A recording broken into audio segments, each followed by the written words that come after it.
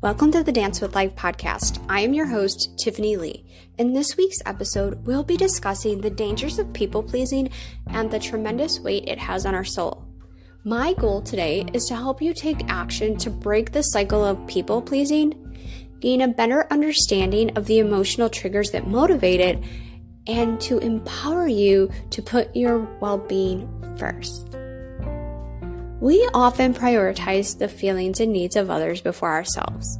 Yet when it comes to negotiating our own boundaries and pleasing ourselves, we can find ourselves falling into the trap of people-pleasing and giving away our power. This also oftentimes leads to feelings of guilt, along with the trap of people-pleasing. We're conditioned to think that it's our role to do and act the way others want us to in order to be accepted and seen as a good person. But let me tell you, this behavior has long-term negative consequences for our well-being and personal power. People-pleasing often results from the desire to be accepted and feel loved, which can also cause us to stretch our limits and exhaust our energies. As humans, we need to be respected and have healthy boundaries, but all too often, we let those boundaries slip, and then we are facing the requests from family and friends and even complete strangers, which then leave us depleted because we say yes rather than no because we don't have the capacity energetically to help them in that moment. We may actually let people cross our boundaries or even just completely ignore them because we don't want to let them down or upset them also. However, by doing this, we sacrifice our own well-being and are putting ourselves in a very vulnerable position. This also can end up in us being manipulated oftentimes as well, or people taking advantage of our generous nature. People-pleasing also leads to codependent relationships, and this can erode our self-respect and self-love over time. It can also be damaging in both the short and long term, so it's important to take action to shift the balance and power. And rather than shift the balance and power just back to you, it's important that in relationships, we are both, whomever it is friend, family, significant other, regardless of who it is, you want the relationship to be interdependent, which allows both people to stand in their personal power. And you may be thinking, oh my gosh, doesn't that lead to power struggle? No, not when effectively communicated and when healthy boundaries are in place. It's the most empowering relationship that you will ever encounter because you're allowed to show up and be your true self, being joyful and fulfilled. You're not doing things within the relationship to make somebody else happy. You're both happy because you are showing up as yourself and you're not abandoning yourself. So let's explore what it means to people please. It's important to have this foundational understanding of people-pleasing. Although this is a common phrase and something that most of us know about, I feel it's so important to just lay out that foundation so that you know when you are in this pattern. So people-pleasing can look like sacrificing your wants, your needs, your desires, and your dreams in order to make others happy. This is also a type of self-abandonment that only results in feelings of powerlessness, and it can be very damaging to your relationships and your personal health. It can be especially exhausting for those of us who are empaths and energy sensitive. However, that is something that you will need to reflect on moving forward in how you navigate those waters, but you will have tips and tricks to do that. Energy management is separate from the energy drain of people-pleasing, but when you have strong energetic boundaries also, you will not continue to have the exhaustion because you're not taking on the energy of those in your environment. That's a little bit different than setting the boundaries in a people-pleasing situation. However, at times they do overlap, but I also felt it was super important to clarify that. To start reclaiming our power, we must first explore and understand where these behaviors of people-pleasing come from. Oftentimes, it has a root in the fear of rejection, insecurity, or even childhood programming. Many of us have adopted this pattern of self-sacrifice without even realizing that we are actually creating more walls around us that put limits on our power and actually disempower us. Once we understand the why behind our behavior, then we can begin to find ways to replace it with positive actions and thought patterns that nurture us and our spirit. The power lies within each and every one of us, so it's first important to trust and get to know yourself better. Self-reflection and self-awareness are key. Connecting with your inner self to understand and uncover what really motivates and brings you joy in your life is a game changer when it comes to people pleasing, because oftentimes we don't know those things because we've spent so many years abandoning ourselves and giving our power away to everybody else to decide the things that make us happy, which leave us feeling empty and unfulfilled. It's really important to get in touch with, okay, who am I and what the hell do I want in this stage of life? And that changes. Each decade we change, each year we change.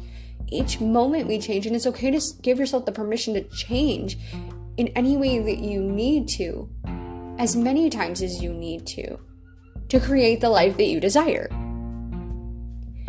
People pleasing on the surface might seem like it's a nice thing to do. Don't get me wrong. We enjoy caring for others, right? But caring for other people's needs before your own ultimately is that act of self-sacrifice. And when you sacrifice your needs, it leads you to feeling drained, unfulfilled, and resentful. And this is what takes that huge depletion on our soul. The good news is, after all of that heaviness, people pleasing is a behavior that you can unlearn. And that's what I want to dive into now with 5 actionable steps that you can incorporate into your life today. Step 1, set healthy boundaries. Decide what you will and you will not accept, and then stick to it. And let me tell you, I know that just sounds like a very simplified statement, and yet it is. However, the most important part, sticking to it. You can create the boundary, but you have to effectively communicate it. And I want to share something so important. Oftentimes, when we create boundaries, we're coming from a space where we're angry and resentful because we have abandoned ourselves for so long. So when we create a boundary from that space, it can come across as aggressive or angry.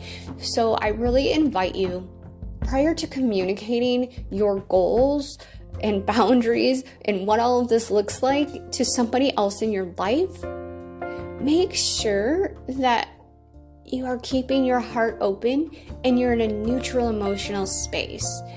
This is a way to empower yourself, and that's okay to do so without guilt, any of that comes with that sometimes. But it's so important that we're not setting boundaries from a space of fear either.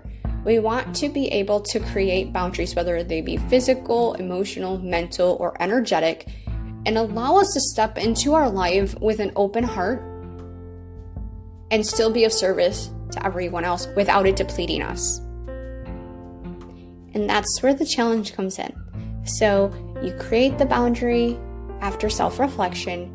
When you're in a neutral space, you communicate it. However, you also have to have in place the action that you're going to take if your boundary is crossed. And that can be very scary. Don't get me wrong, I totally understand it, but it can be scary to enforce a boundary, so to speak. And it doesn't have to be aggressive in that way either, but it's just saying, okay, I am not okay with this, that, or the other, depending on what it is. And like I said, speaking from your open-hearted space, but also making sure that you are doing the things that are best for you in that moment. Number 2, establishing a self-care routine. So in order to avoid you getting to that depleted, empty, resentful, angry space because you have just depleted your energy and given everything you have to everybody else in your life and you have no energy for yourself, start by carving out time in your day to practice self-care. Check in with yourself and ensure that your needs are being met.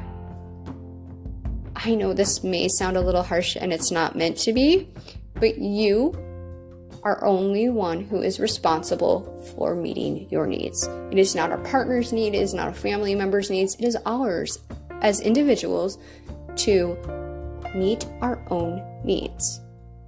Now, it's beautiful when we share a space with somebody else and we help to nourish each other, right? That's a beautiful interdependent relationship. However, when we expect it or rely on other people to meet our needs, that's where a huge imbalance comes into play. So it's important that you state to the people in your life that I am creating, this is part of when you create your boundaries, I am creating a self-care routine for myself. This is what this is going to look like. It may change down the road. You can communicate in a way that feels good to you, but making sure that you are communicating that, hey, I need this time in my day for me. And it may look like taking a few minutes in the morning if you're an early riser to yourself to get yourself grounded and centered. It may be at the end of the day. It may be in the middle of your day. Or even it may be letting your significant other know that after you get home from work, you need a good 15 to 30 minutes just to decompress. Feel into what feels best for you when creating a self-care routine. Number 3, honor your feelings. Your feelings are 100% valid. They're yours. Nobody else has to agree with them or understand them. They're yours. They are for you. So take the time to really process them and identify why they're arising, what's coming up for you, and be okay with feeling the discomfort that they sometimes bring.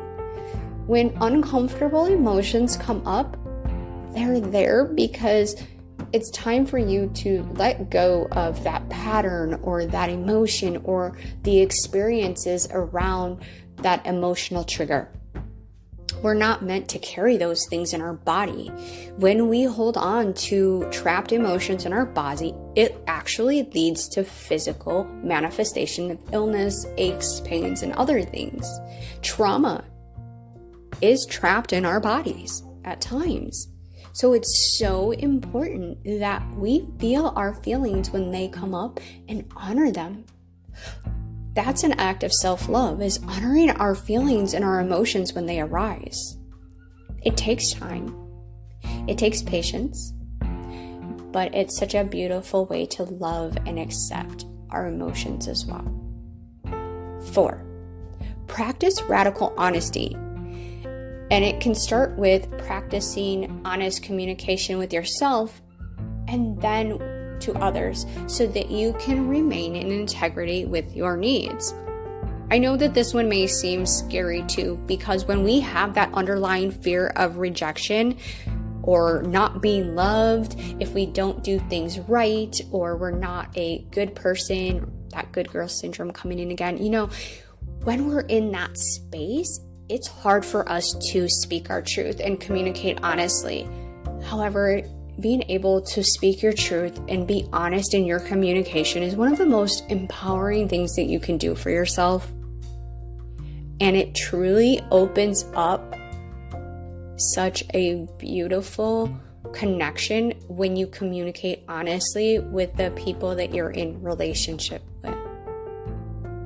So despite that scariness, I truly invite you to take that step and start doing it with yourself first and then bring it to your relationships.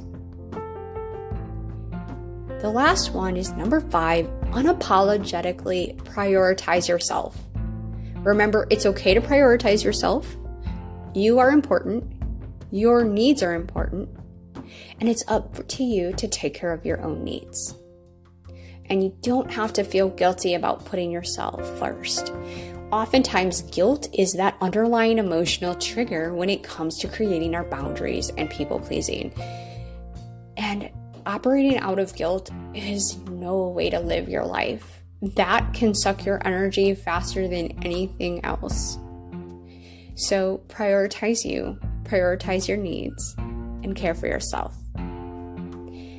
As you can see, breaking free from the cycle of people pleasing is achievable with some effort. It's not easy, and I know that it can even feel scary under the surface. But start by taking small steps and focus on your own needs, and then develop a healthy relationship with yourself so that you can communicate your needs, wants, and desires to the people in your life. Create healthy, open-hearted boundaries that allow you to show up and be fulfilled. At the end of the day, the ability to take a stand and maintain your boundaries is something that comes from within. So be patient and learn when it's time to stop putting others first and set limits with respect and love for yourself.